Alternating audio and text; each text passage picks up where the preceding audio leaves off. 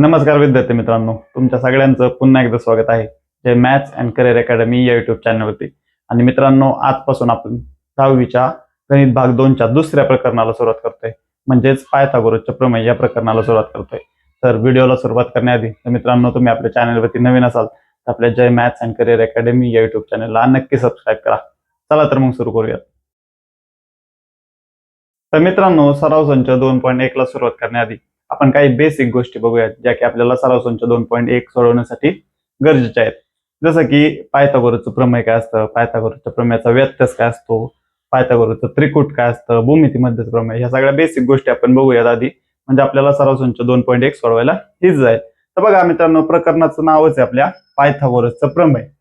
बघा, पायथागोरसचं प्रमेय ज्यावेळेस गणित भाग 2चा विषय येतो त्याला भूमिती म्हणतात, त्यावेळेस हे पायथागोरसचं प्रमेय नक्कीच असतं. तुम्ही पण बऱ्याच वेळा असं ऐकलं असेल की पायथागोरसचं प्रमेय, पायथागोरसचं प्रमेय. तर नक्की काय असतं बघा, पायथागोरसचं प्रमेय काय सांगितलंय की काटकोन त्रिकोणात कर्णाचा वर्ग हा इतर दोन बाजूंच्या वर्गांच्या बेरजे इतका असतो. बघा, आता वर्ड बाय वर्ड बघू आपण. काटकोन त्रिकोण म्हणजे कसला त्रिकोण मित्रांनो? त्रिकोण 3 प्रकारचा असतो, एक काटकोन त्रिकोण, विशालकोन त्रिकोण, लघुकोन त्रिकोण. तर काटकोन त्रिकोण म्हणजे काय? तर असा त्रिकोण ज्याचा एक कोन 90 अंश मापाचा असतो. असा त्रिकोण ज्याचा एक कोन काय असतो? 90 अंश मापाचा. स्क्वेअर मध्ये दिलेला असतो, म्हणजे तो काय असतो? 90 अंश मापाचा. त्यालाच आपण काय म्हणतो? काटकोन त्रिकोण. राहिलेले दोन कोन किती पण मापाचे असतात, पण एक कोन किती असतो? 90 अंश मापाचा. त्याला काय म्हणतो आपण? काटकोन. अशा काटकोन त्रिकोणात कर्णाचा वर्ग. आता कर्ण म्हणजे काय? बघा, जो काटकोन असतो त्याच्या समोरची जी बाजू असते तिला आपण काय म्हणतो? कर्ण. हा काटकोन आहे, हा बी.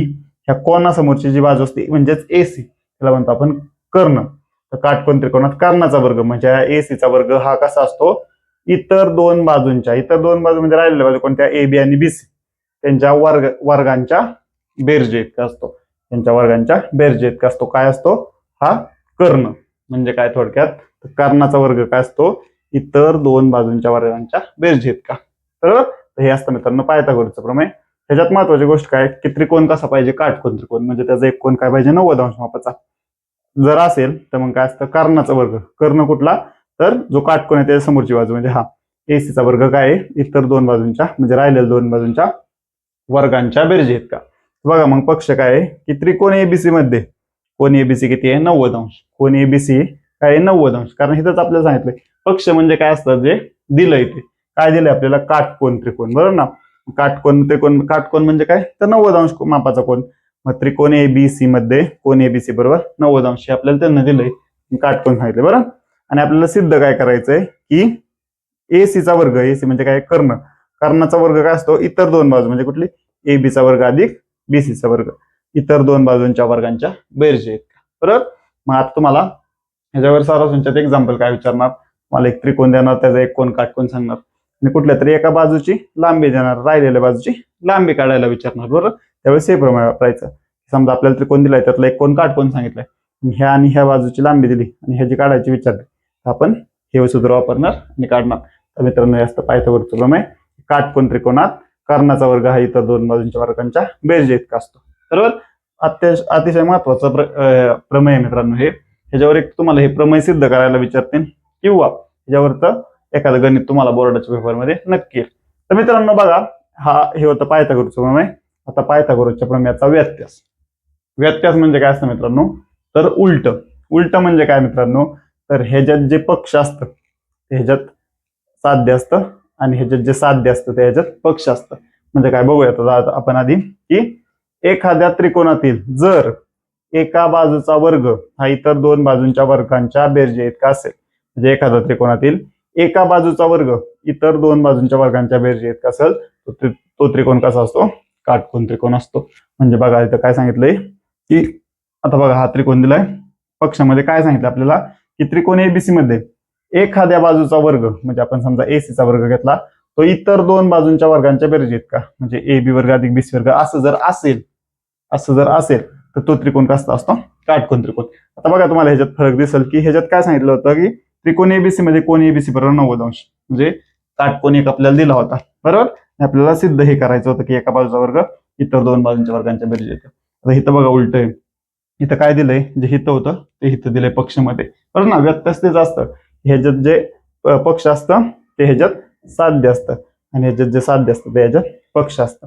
बघा काय सांगितलंय, पक्ष की त्रिकोण एबीसी मध्ये एका बाजूचा वर्ग म्हणजे एसीचा वर्ग बरोबर एबी वर्ग अधिक बीसी वर्ग जर असेल तर आपल्याला सिद्ध काय करायचंय, कोन एबीसी बरोबर 90 अंश.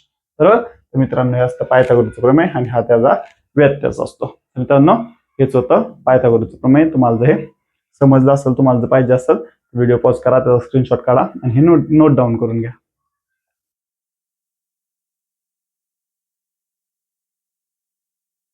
त्यानंतर मित्रांनो आपल्याला पुढे काय सांगितलंय की पायथागोरसचं त्रिकूट.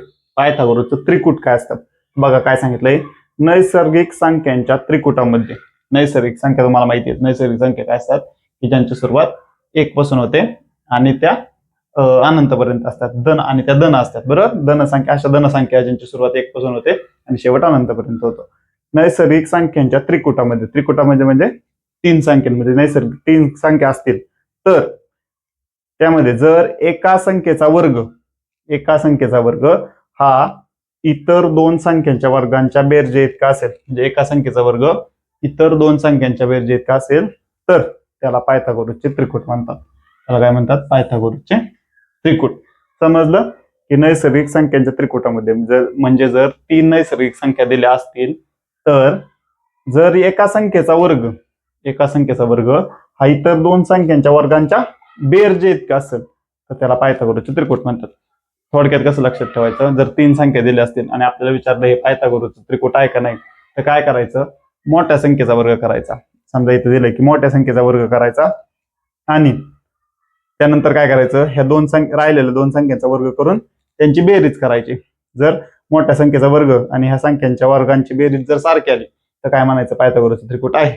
जर नाही आली तर नाही म्हणायचं. बरोबर. मग बघा आता इथं उदाहरण सोडून मग तुम्हाला अजून व्यवस्थित समजेल. काय करायचं, मोठ्या संख्येचा वर्ग करायचा म्हणजे काय, मोठी संख्या कुठली, ह्याच्यात 11, 60 आणि 61 मध्ये 61चा वर्ग केला आपण. आता बघा 61चा वर्ग करायचा आहे. वर्ग कसा करायचा, वर्ग करतो म्हणजे काय करतो, त्या संख्येला त्या संख्येने गुणतो. बरोबर. पण बघा वर्ग करायची अजून एक तुम्हाला मी सोपी पद्धत सांगतो. तर बघा आता आपल्याला काय करायचं, 61चा वर्ग करायचा आहे. बरोबर. तर बघा काय करायचं, 6चा वर्ग किती, 36. बरोबर. 1चा वर्ग किती, तर 1, पण 1ला लिहिताना काय लिहायचं, 0 1. बरोबर. 6चा वर्ग 36 लिहिला, 1चा वर्ग काय असतो, 1च असतो, त्याला 0 1 लिहिला आपण. बरोबर. समजा जर 2चा असता तर 0 4 लिहिला असता, 3चा असता तर 0 9 लिहिला असता, 4चा असता तर डायरेक्ट 16 लिहिला असतं. 0 लिहायची गरजच नसते, फक्त इथलं 2 अंकी संख्येत लिहायचं आपल्याला. बरोबर. 6चा 36, 1चा 0 1. 3 पर्यंत जर आलं तर आपल्याला 0 आधी लिहायला लागेल, पण 4चा आला तर डायरेक्ट आपण तिथं 0 लिहायची गरज नाही, डायरेक्ट 4चा किती असतो, 16 असतो, मग 2 अंकी असतो तो इथं डायरेक्ट लिहू शकतो पण 16. पण इथं 1चा 2चा आणि 3चा कसा असतो, 1 अंकीचा असतो ना, 1चा 1, 2चा 4, 3चा 9, त्यामुळे त्याच्या आधी 0 लिहायचं. बरोबर. बघा 6चा वर्ग 36, 1चा 1च असतो, पण तो 1 अंकी म्हणून आपण 0 1 लिहिला. बरोबर. त्याच्या आधी 0 लावला. बरोबर. त्यानंतर काय करायचं की दुसऱ्या स्टेपला इथं काय 6 आणि इथं काय 1, 6 गुणिले 1 गुणिले 2 म्हणजे या तिन्ही संख्या आहेत त्यांचा गुणा करायचा. 6 गुणिले 1 गुणिले 2, 6 1 6, 6 2 12. नंतर इथं मधल्या 2 संख्यांमध्ये मिळवायचं, एक संख्या सोडून. बरोबर. मधल्या 2 संख्या लक्षात ठेवण्यापेक्षा एक संख्या सोडून लिहायचं, ते एक संख्या ही सोडून इथं लिहायचं ते मध्ये आणि ह्यांची बेरीज करायची म्हणजे किती, 1 0 आणि 2 2, 6 आणि 1 7, 3 म्हणजे 61चा वर्ग किती झाला, 3721. बघा परत एकदा 6चा वर्ग लिहिला 36, 1चा 0 1 लिहिला. तर ना 1चा 1 अंकी होता म्हणून 0 1 लिहिला. बरोबर. त्यानंतर काय केलं, यांचा गुणाकार केला, 6 1 6, 6 2 12. इथं 1 अंक सोडून दिला 12, इथं ह्यांची बेरीज केली, आपल्याला भेटला 61चा वर्ग. त्यानंतर त्याला म्हणू आपण मोठ्या संख्येचा वर्ग केला. आता राहिलेला 2 संख्येचा वर्ग करून घेऊ. आता 60चा वर्ग, 60चा वर्ग हे मासं काढूयात आपण. बघा 6चा वर्ग किती, 36. 60चा वर्ग काढायचा ना आपल्याला. 6चा वर्ग 36, 0चा वर्ग काय असणार आहे, 0च असणार आहे, आपण 2ला 0 0 लिहिला. बरोबर. त्यानंतर 6 0 0, बरोबर ना, 0 गुणिले 2 पण 0च, 0 0. मग 6चा वर्ग किती असणार आहे, 60चा वर्ग किती असणार आहे, 3600. बरोबर. बघा मित्रांनो ही ट्रिक वापरायची वर्ग काढण्यासाठी. तुम्ही 1 पासून 99 पर्यंतचे कुठले पण वर्ग ही ट्रिक वापरून इझिली काढू शकता. बरोबर. त्यानंतर आता काय आहे 11चा वर्ग. 11चा वर्ग बघूयात परत आपण. 11चा वर्ग बरोबर. 1चा वर्ग किती 1. तर आणि त्यानंतर ह्या 1चा वर्ग किती 0,1. त्याला मी 0,1 लिहितो बरोबर. त्यानंतर 1 गुणिले 1 किती 1 गुणिले 1 किती 1 आणि 1 गुणिले 2 किती 2. इथे लिहितो मी 0,2 बरोबर. 1 2 1 0 म्हणजे किती आला 121. हा 0 लिहिला नाही लिहिला तरी चाललं असतं आपल्याला बरोबर. लिहा 121 म्हणजे किती आला 121. तर शक्यतो 1 ते 30 पर्यंतचे वर्ग पाठच करा. 2 पाठ असले की कॅल्क्युलेशन पटपट होतं. जर नसेल पाठ तर असं इझिली सॉल्व्ह करू शकता बरं. मग बघा आता काय करायचं आपल्याला ह्या दोघांची बेरीज करायची म्हणजे काय 3600 अधिक 121 बरोबर. बेरीज किती येईल बघा इथं बरोबर तुम्ही 3600 अधिक 121 म्हणजे किती 1 2 7 3 म्हणजे काय 3721 बरोबर. इथं बघा इथं पण 3721 इथं पण 3721. 1 आणि 2 वरून काय दिसतंय आपल्याला सेम आलंय. मोठ्या संख्येचा वर्ग काय आलाय इतर दोन संख्यांच्या वर्गाच्या बेरजे इतका आलाय. मग हे पायथागोरस त्रिकुट आहे का आहे. आपण खाली काय म्हणणार दिलेल्या त्रिकुटामध्ये मोठ्या संख्येचा वर्ग इतर दोन संख्यांच्या वर्गाच्या बेरजे इतका आहे. म्हणून 11 60 61 हे पायथागोरसचे त्रिकुट आहे बरोबर. तर मित्रांनो अशा पद्धतीने तुम्हाला एक्झाम्पल येणार सरासरी मध्ये ते असं 3 त्रिकुट देतील आणि सांगतील की ओळखा हे पायथागोरसचा त्रिकुट आहे का. काय करायचं मोठ्या संख्येचा वर्ग करायचा त्याला 1 म्हणायचं. राहिलेलं दोन संख्येत जे लहान त्यांचा वर्ग करून घ्यायचा आणि त्यांची बेरीज करायची वर्गांची बेरीज. हे आणि हे सेम आलं तर काय म्हणायचं त्रिकुट आहे. नाही आलं तर काय म्हणायचं त्रिकुट नाही. तर मित्रांनो हे असतं पायथागोरसचं त्रिकुट. तुम्हाला हे हवं असेल तुम्ही हे नोट डाऊन करून घ्या. त्यानंतर बघा मित्रांनो पुढे काय दिलंय की कोणांची मापे 30 60 90 असणाऱ्या त्रिकोणाचा गुणधर्म बरोबर.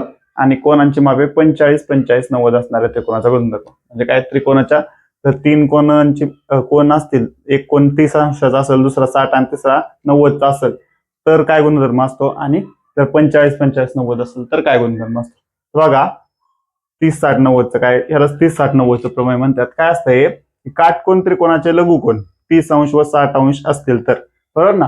काटकोन त्रिकोण कशाला म्हणतो की त्याचा एक कोन 90 अंश मापाचा असतो त्याला काटकोन त्रिकोण म्हणतो. त्याचे जर लघुकोन म्हणजे राहिलेले कोण जर 30 अंश व 60 अंश मापाचे असतील बरोबर तर 30 अंश मापाच्या कोणासमोरील बाजू म्हणजे 30 अंश जो कोण आहे त्या समोरची बाजू कशी असते कर्णाच्या निम्मे असते. कर्णाच्या काय असते निम्मे असते. कुठली बाजू 30 अंश समोरची बाजू म्हणजे इथं बघितलं तुम्ही हा 30 अंशाचा कोण आहे त्या समोरची बाजू कुठली आहे एम एन. ती कशी असते एम एन कर्णाच्या निम्मी. कर्ण कुठला एल त्याच्या काय असते निम्मे असते. म्हणजे जर कर्ण 10 असेल तर 5 असते 12 असेल तर 6 असते बरोबर. आणि 60 अंश मापाच्या कोणासमोरील बाजू कर्णाच्या वर्गमुळात 3/2 पट असते बरोबर. 60 अंशचा कोण आहे त्याच्या समोरची बाजू कशी असते म्हणजे एल एम कशी असते कर्णाच्या वर्गमुळात 3/2 पट असते.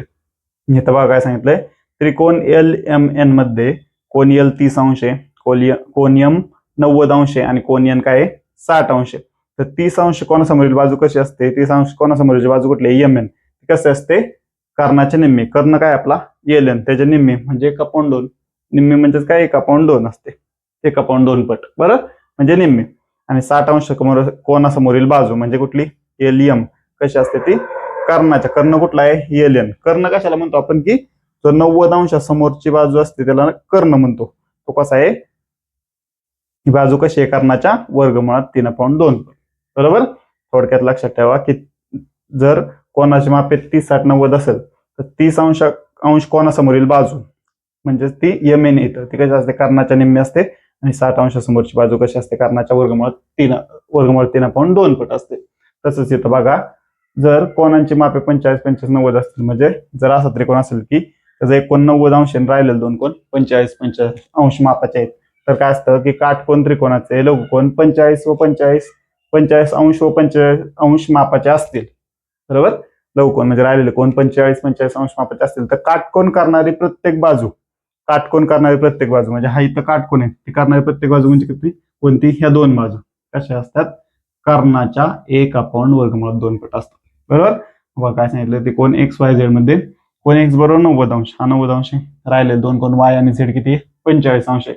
मग काटकोन करणारी प्रत्येक बाजू म्हणजे एक्स वाय कशी आहे, कर्णाच्या, कर्ण काय झेड बाय त्याच्या 1/2 पट, दुसरी कुठली बाजू आहे झेड एक्स किंवा एक्स झेड म्हणू आपण, ती कशी आहे कर्णाच्या, म्हणजे कर्ण आहे झेड बाय त्याच्या 1/2 पट, बरोबर. या दोन्हीमध्ये काय लक्षात ठेवायचं आहे, जर कोणाचे मापे 30 60 90 असतील तर 30 अंशासमोरची बाजू कर्णाच्या निम्मी आणि 60 अंशासमोरची बाजू वर्गमुळात 3/2 पट. आणि जर कोणाची मापे 45 45 90 असतील तर काटकोन करणारी प्रत्येक बाजू, काटकोन करणारी प्रत्येक बाजू कशी असते, ती कर्णाच्या 1/2 पट असते. त्याच्यावरच आधारित तुम्हाला गणित येणार आहेत की तुम्हाला असं एक 30 60 90चा त्रिकोण देतील किंवा 45 45 90चा त्रिकोण देताल, एका बाजूचं माप देताल आणि दुसऱ्या बाजूचं काढायला सांगतील. तर मित्रांनो ज्यावेळेस ते एक्झाम्पल देतील ते आपण सोडू. हे तुम्हाला समजलं असेल तर याचा स्क्रीनशॉट काढा आणि नोट डाऊन करून घ्या.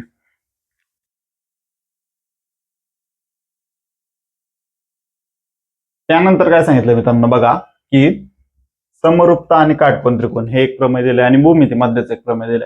बघा काय समरूपता आणि काटकोन त्रिकोण, काय काय प्रमेय बघा.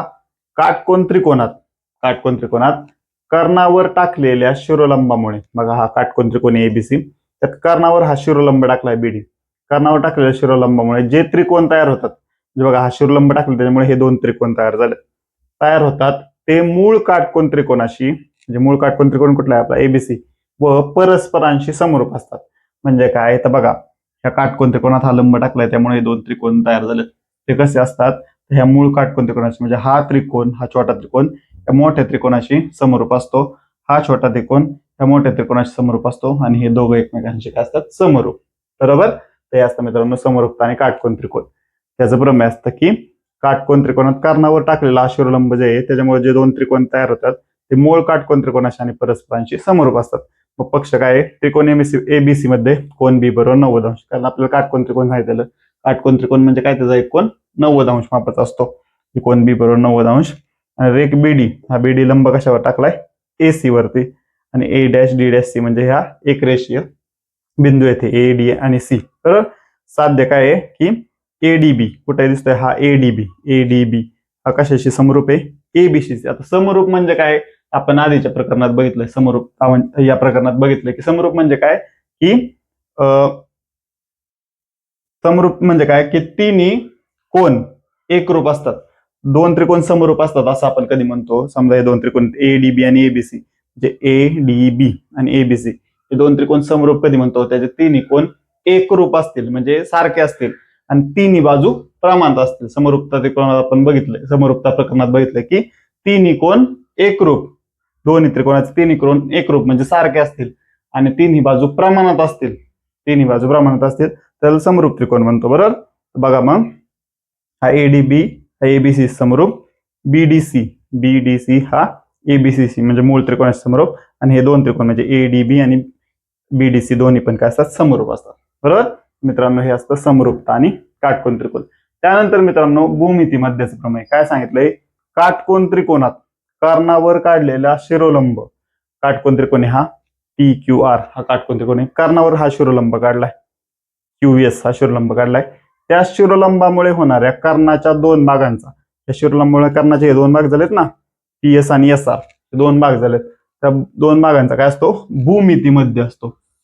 तर आता भूमिती मध्य म्हणजे काय मित्रांनो, तुम्हाला इथं समजत, भूमिती मध्य म्हणजे काय, ह्या क्यूएस चा वर्ग बरोबर हा पी एस गुणिले एस आर, त्यालाच भूमिती मध्य म्हणतो.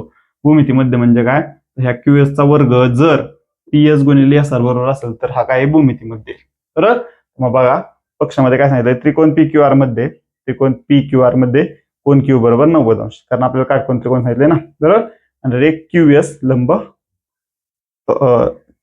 काय पी आर वरती हा क्यूएस लंब टाकलाय आणि आपल्याला सिद्ध काय करायचं, क्यूएस चा वर्ग QS चा वर्ग हा कसा पाहिजे, PS गुणिले SR. जे दोन भाग तयार होतात PS गुणिले SR जर असेल तर भूमितीमध्ये. तर मित्रांनो हे असतं समरूपता आणि काटकोन त्रिकोण, की जे ह्या काय असतो, हा शिरोलंब जो असतो, त्यामुळे जे दोन त्रिकोण होतात ते मूळ त्रिकोणाशी आणि परस्परांशी समरूप असतात. आणि भूमिती मध्यचं प्रमेय काय सांगतं, की हा ह्याचा वर्ग म्हणजे जो लंब टाकला त्याचा वर्ग, त्या लंबामुळे जे दोन भाग झाले त्यांच्या गुणाकार एवढा असतो. याच्यावरच आधारित गणित आहेत मित्रांनो 2.1 मध्ये. त्यावेळेस तुम्हाला अजून चांगलं समजत.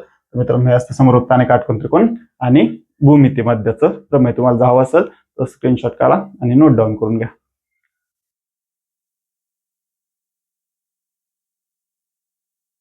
तर मित्रांनो अशा पद्धतीने आपण गणित भाग 2च्या दुसऱ्या प्रकरणातील म्हणजेच पायथागोरसचे प्रमेय या प्रकरणातील सराव संच 2.1 सोडवण्यासाठी ज्या ज्या बेसिक गोष्टी लागणार आहेत त्या आपण ह्या भागात बघितल्या. जसं की पायथागोरसचं प्रमेय काय असतं, त्याचा व्यत्यास काय असतो, पायथागोरसचं त्रिकूट काय असतं, भूमिती मध्यचं प्रमेय काय असतं, समरूपता आणि काटकोन त्रिकोण काय असतं, या सगळ्या ज्या बेसिक गोष्टी आहेत ज्या सराव संच 2.1 सोडवायला आपल्याला गरजेच्या आहेत त्या आपण या भागात बघितलेला.